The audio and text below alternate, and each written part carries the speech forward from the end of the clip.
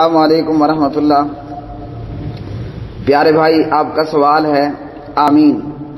تو جلال الدین قاسمی حافظہ اللہ نے جو کہا درست کہا۔ صحابہ کرام اونچی آواز سے، بلند آواز سے مل جل کر آمین کہتے، کیونکہ نبی صلی اللہ علیہ وسلم کی یہ سنت ہے اور آپ کا یہ فرمان ہے۔ وائل بن حجر رضی اللہ عنہ راوی ہیں، فرماتے ہیں کہ میں نے سنا نبی صلی اللہ علیہ وسلم کو جب آپ غیر المغضوب علیہم ولا الضالین کہتے تو بلند آواز سے آپ نے آمین کہی۔ ابو داود کتاب الصلاۃ باب التامین وراء الامام حدیث نمبر 932 اور اسی طرح 933 932-933۔ ابو ہریرہ رضی اللہ تعالی عنہ کہتے ہیں جب نبی صلی اللہ علیہ وسلم غیر المغضوب علیہم ولا الضالین پڑھتے تو آپ اونچی آواز سے آمین کہتے۔ السنن الکبریٰ للامام بہقی۔ اسی طرح ابو ہریرہ رضی اللہ عنہ راوی، نبی صلی اللہ علیہ وسلم نے فرمایا اذا امن الامام فامنوا، جب امام آمین کہے تم آمین کہو۔ جس بندے کی آمین فرشتوں کی آمین کے موافقت ہو گئی، غفر لہ ما تقدم من ذنبہ، اس کے سابقہ گناہ ختم ہو جائیں گے، معاف کر دیے جاتے ہیں۔ صحیح بخاری کتاب الاذان باب جہر الامام بالتامین حدیث نمبر 780 اور اسی طرح صحیح مسلم حدیث نمبر 410۔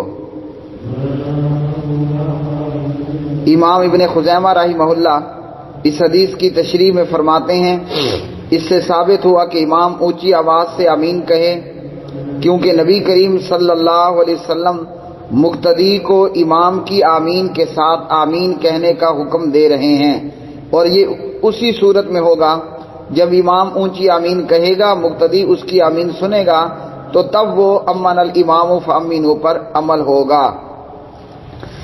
فرماتے ہیں کوئی عالم تصور نہیں کر سکتا کہ نبی صلی اللہ علیہ وسلم مقتدی کو امام کی آمین کے ساتھ آمین کہنے کا حکم دیں جبکہ وہ امام اپنے امام کی آمین کو سن بھی نہ سکے۔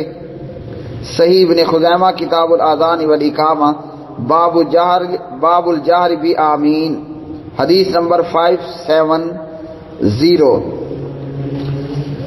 اسی طرح ابو ہریرہ رضی اللہ عنہ راوی ہیں، ابو ہریرہ نے نماز پڑھائی اور آمین کہی۔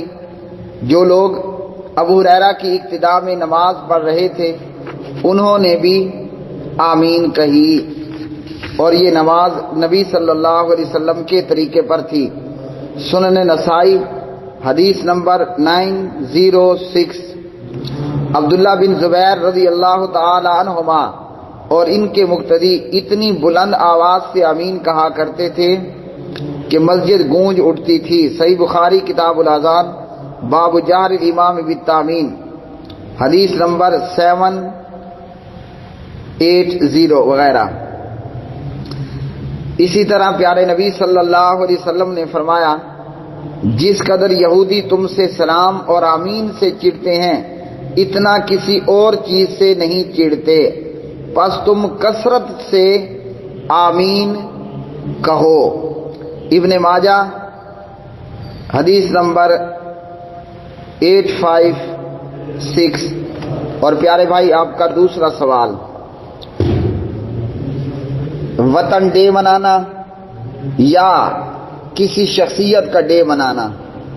تو میرے پیارے بھائی، وطن ڈے ہو، جشن پاکستان ہو یا جشن آزادی، اقبال ڈے ہو یا قائد اعظم ڈے ہو یا عید میلاد النبی صلی اللہ علیہ وسلم ہو یا عمر ڈے ہو، یہ اسلام کا طریقہ نہیں ہے۔ واللہ اعلم بالصواب۔